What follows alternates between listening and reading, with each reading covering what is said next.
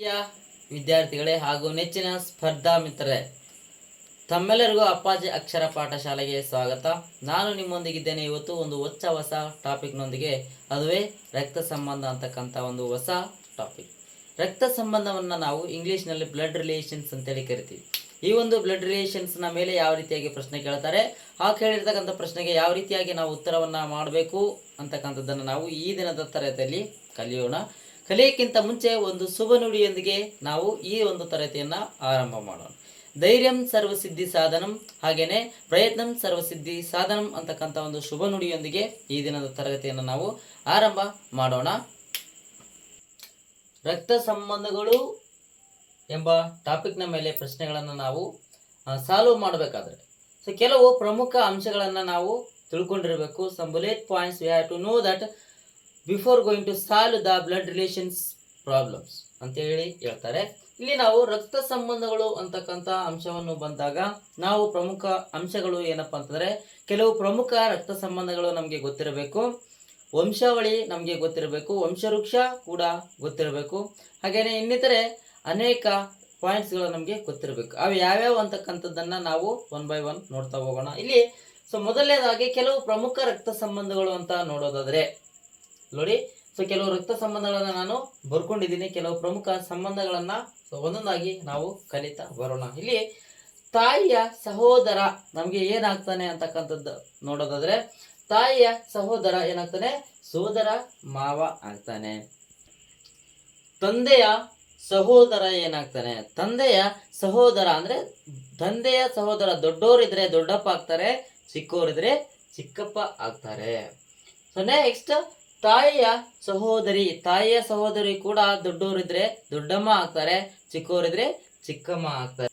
ಅಂದ್ರೆ ತಾಯಿಯ ಅಕ್ಕನಿಗೆ ನಾವು ದೊಡ್ಡಮ್ಮ ಅಂತೇಳಿ ಕರಿತೀವಿ, ತಾಯಿಯ ತಂಗಿಗೆ ಚಿಕ್ಕಮ್ಮ ಅಂತೇಳಿ ಕರಿತೀವಿ. ಅದೇ ರೀತಿಯಾಗಿ ತಂದೆಯ ತಮ್ಮನಿಗೆ ನಾವು ಚಿಕ್ಕಪ್ಪ ಅಂತೇಳಿ, ತಂದೆಯ ಅಣ್ಣನಿಗೆ ನಾವು ದೊಡ್ಡಪ್ಪ ಅಂತೇಳಿ ಕರಿತೀವಿ. ನೆಕ್ಸ್ಟ್ ನೋಡೋದಾದ್ರೆ, ತಾಯಿಯ ತಾಯಿ ಮತ್ತು ತಂದೆಯ ತಾಯಿಗೆ ನಾವು ಏನಂತೇಳಿ ಕರಿತೀವಿ, ಅಜ್ಜಿ ಅಂತೇಳಿ ಕರಿತೀವಿ. ಹಾಗೇನೆ ತಾಯಿಯ ತಂದೆ ಅಥವಾ ತಂದೆಯ ತಂದೆ ಏನಾಗ್ತಾನೆ ಅಂತಂದ್ರೆ ಅಜ್ಜ ಆಗ್ತಾನೆ. ನೆಕ್ಸ್ಟ್ ಮಗಳ ಗಂಡ ಏನಾಗ್ತಾನೆ, ಅಳಿಯ ಆಗ್ತಾನೆ. ನೆಕ್ಸ್ಟ್ ಮಗನ ಹೆಂಡತಿ ಸೊಸೆ ಆಗ್ತಾಳೆ. ಹಾಗೇನೆ ಇನ್ನುಳಿದಂತ ಕೆಲವು ರಿಲೇಷನ್ಸ್ ಗಳನ್ನ ನಾವು ನೋಡೋಣ. ಮುಂದಿನದನ್ನ ನೋಡ್ತಾ ಹೋದ್ರೆ, ಅಜ್ಜ ಅಥವಾ ಅಜ್ಜಿಯ ಮಗ, ತಂದೆಯ ಮಗ ನೋಡೋದಾದ್ರೆ ತಂದೆಯ ಮಗ. ಇಲ್ಲಿ ತಂದೆಯ ಮಗ ಚಿಕ್ಕಪ್ಪ ಆಗ್ಬೋದು, ದೊಡ್ಡಪ್ಪ ಆಗ್ಬೋದು, ಅಥವಾ ಅಜ್ಜನ ಮಗ ಅಂತಂದ್ರೆ ತಂದೆ ಕೂಡ ಆಗ್ಬೋದು. ಇಲ್ಲಿ ತಂದೆಯ ಕಡೆಯಿಂದ ಬಂದ್ರೆ ನಮ್ಗೆ ದೊಡ್ಡಪ್ಪ ಅಥವಾ ಚಿಕ್ಕಪ್ಪ ಆಗ್ತಾರೆ. ಅದೇ ರೀತಿಯಾಗಿ ತಾಯಿಯ ಕಡೆಯಿಂದ ಬಂದ್ರೆ ಅಜ್ಜ ಅಥವಾ ಅಜ್ಜಿಯ ಮಗ ಏನಾಗ್ತಾರೆ ಅಂದ್ರೆ ನಮ್ಗೆ ಸೋದರ ಮಾವ ಆಗ್ತಾರೆ. ಸೊ ನೆಕ್ಸ್ಟ್ ಅಜ್ಜ ಅಥವಾ ಅಜ್ಜಿಯ ಮಗಳು ತಂದೆಯ ಕಡೆಯಿಂದ ಬಂದ್ರೆ ನಮಗೆ ಅತ್ತೆ ಆಗ್ತಾಳೆ. ತಾಯಿಯ ಕಡೆಯಿಂದ ಬಂದ್ರೆ ಅಜ್ಜ ಅಥವಾ ಅಜ್ಜಿಯ ಮಗಳು ನಮಗೆ ತಾಯಿ ಆಗ್ಬೋದು, ದೊಡ್ಡಮ್ಮ ಅಥವಾ ಚಿಕ್ಕಮ್ಮ ಆಗ್ತಾರೆ. ಸಹೋದರನ ಹೆಂಡತಿ ಏನಾಗ್ತಾರೆ ಅಂತಂದ್ರೆ ನಮಗೆ ಅತ್ತಿಗೆ ಆಗ್ತಾರೆ. ಅಣ್ಣನ ಹೆಂಡತಿ ಅಂತಂದ್ರೆ ಅತ್ತಿಗೆ ಆಗ್ತಾರೆ, ತಮ್ಮನ ಹೆಂಡತಿ ಅಂತಂದ್ರೆ ಸೊಸೆ ಆಗ್ತಾರೆ. ಗಂಡನ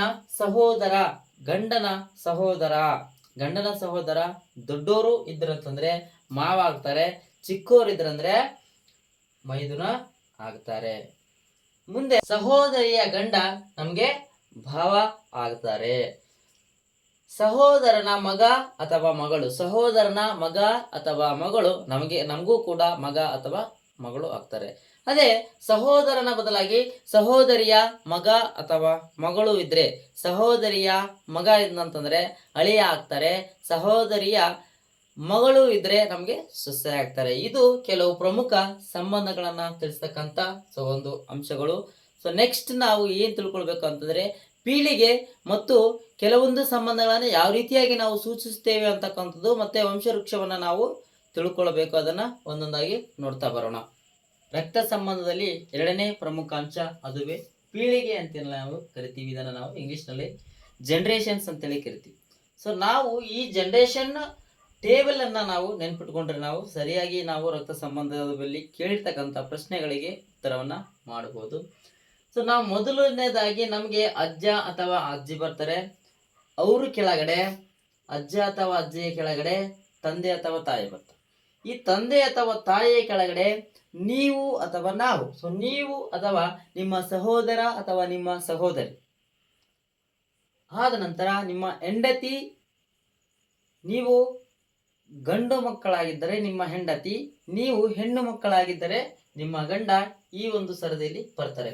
ಅದರ ಕೆಳಗಡೆ ಬರ್ತಕ್ಕಂಥವ್ರು ನಿಮ್ಮ ಮಗ ಅಥವಾ ಮಗಳು ಅಥವಾ ಮಗನ ಹೆಂಡತಿ ಅಥವಾ ಮಗಳ ಗಂಡ ಬರ್ತಾರೆ. ಅವರ ಕೆಳಗಡೆ ಮೊಮ್ಮಗ ಅಥವಾ ಮೊಮ್ಮಗಳು, ಅದಾದ ನಂತರ ಮರಿ ಮೊಮ್ಮಗ ಮತ್ತು ಮರಿ ಮೊಮ್ಮಗಳು. ಸೊ ಇದಾದ ನಂತರ ಬರ್ತಾರೆ ಮೊಮ್ಮಗ ಮತ್ತು ಮೊಮ್ಮಗಳು, ಆದ್ಮೇಲೆ ಮರಿ ಮೊಮ್ಮಗ ಮತ್ತು ಮರಿ ಮೊಮ್ಮಗಳು ಬರ್ತಾರೆ. ಇದು ಸೊ ಪೀಳಿಗೆಯ ಒಂದು ಟೇಬಲ್ ಆಗಿದೆ. ನಂತರ ಪ್ರತಿನಿಧಿಸುವಿಕೆಯೂ ಕೂಡ ನಾವು ಕಲಿಯೋಣ. ಅದಾದ ನಂತರ ವಂಶವೃಕ್ಷವನ್ನ ನೋಡಿದ್ರೆ ನಾವು ಸೊ ರಕ್ತ ಸಂಬಂಧಗಳ ಮೇಲಿನ ಬೇಸಿಕ್ ಟಾಪಿಕ್ಸ್ಗಳನ್ನ ನೋಡಿದಂಗೆ ಆಗ್ತದೆ. ಸೊ ಇದನ್ನು ನಾವು ಇಲ್ಲಿ ಕೊಟ್ಟಿರ್ತಕ್ಕಂಥದ್ದನ್ನ ಪ್ರತಿನಿಧಿಸುವಿಕೆ, ರೆಪ್ರೆಸೆಂಟೇಷನ್ ಅಂತೇಳಿ ಕರಿತೀವಿ. ಬ್ಲಡ್ ರಿಲೇಷನ್ಸ್ಗಳನ್ನ ಯಾವ ರೀತಿಯಾಗಿ ನಾವು ರೆಪ್ರೆಸೆಂಟ್ ಮಾಡ್ತೀವಿ, ಯಾವ ರೀತಿಯಾಗಿ ಪ್ರತಿನಿಧಿಸ್ತೀವಿ ಅಂತಕ್ಕಂಥದ್ದನ್ನ ನೋಡೋದಾದ್ರೆ, ಸೊ ಈ ರೀತಿಯಾಗಿ ಚೌಕಾಕಾರದ ಒಂದು ಆಕೃತಿ ಬಂತಂದ್ರೆ ನಾವು ಅಲ್ಲಿ ಪುರುಷ ಅಂತೇಳಿ ನಾವು ಅದನ್ನ ಪ್ರತಿನಿಧಿಸ್ತೀವಿ.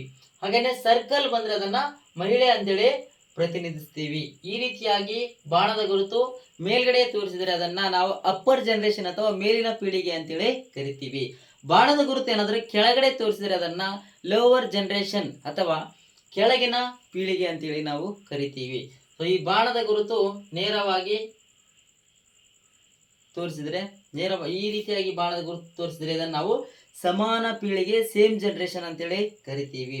ನೆಕ್ಸ್ಟ್ ಪ್ಲಸ್ ಆಕಾರ, ಅಲ್ಲಿ ಪ್ಲಸ್ ಆಕೃತಿ, ಪ್ಲಸ್ ಚಿಹ್ನೆ ಇತ್ತು ಅಂತಂದ್ರೆ ನಾವು ಅದನ್ನ ಮದುವೆಯಾದವರು ಅಂತೇಳಿ ಬಳಸ್ತೀವಿ. ಇಲ್ಲಿ ಈ ಮೇಲ್ ಚೌಕವನ್ನ ಬರೆದ್ರೆ ಪುರುಷ ಪ್ಲಸ್ ಮಹಿಳೆ, ಈ ರೀತಿಯಾಗಿ ನಾವು ಬರ್ತೀವಿ ಅಂತಂದ್ರೆ ಸೊ ಇವರಿಬ್ಬರಿಗೆ ಮದುವೆಯಾಗಿದೆ ಅಂತೇಳಿ ಅರ್ಥ. ಈ ರೀತಿಯಾಗಿ ನಾವು ಈ ಪ್ರತಿನಿಧಿಸುವಿಕೆಯನ್ನ ನಾವು ನೆನ್ಪಿಟ್ಕೊಳ್ಬೇಕು. ಕೊನೆಯದಾಗಿ ನಾವು ವಂಶವೃಕ್ಷವನ್ನ ನಾವು ನೋಡೋಣ, ಫ್ಯಾಮಿಲಿ ಟ್ರೀಯನ್ನ ನೋಡೋಣ. ಇಲ್ಲಿ ಹಾಕಿರ್ತಕ್ಕಂಥ ಈ ಒಂದು ಟೇಬಲ್ ಅಥವಾ ಡಯಾಗ್ರಾಮ್ ಅನ್ನು ನಾವು ವಂಶವೃಕ್ಷ ಅಂತೇಳಿ ಕರಿತೀವಿ. ಇಂಗ್ಲಿಷ್ನಲ್ಲಿ ಫ್ಯಾಮಿಲಿ ಟ್ರೀ ಅಂತೇಳಿ ಕರಿತೀವಿ. ಇಲ್ಲಿ ಮೇಲ್ ಆ್ಯಂಡ್ ಫೀಮೇಲ್ ಇದ್ದಾರೆ, ಇಲ್ಲಿ ಮೇಲ್ ಮತ್ತೆ ಫೀಮೇಲ್ ಇದ್ದಾರೆ. ಮಧ್ಯದಲ್ಲಿ ಪ್ಲಸ್ ಚಿಹ್ನೆ ಇದೆ. ಇಲ್ಲಿ ಕೆಳಗಡೆ ಲೋವರ್ ಜನರೇಷನ್ಗಳನ್ನ ಇಲ್ಲಿ ತೋರಿಸ್ತಾ ಇದೆ. ಇದು ಕೂಡ ಲೋವರ್ ಜನರೇಷನ್ ಅನ್ನ ತೋರಿಸ್ತಾ ಇದೆ. ಇಲ್ಲಿ ಪುರುಷ ಮತ್ತೆ ಮಹಿಳೆ, ಪುರುಷ ಮಹಿಳೆ ಮತ್ತು ಪುರುಷ ಚಿಹ್ನೆಯನ್ನ ನಾವು ಹಾಕಿದ್ದೀವಿ.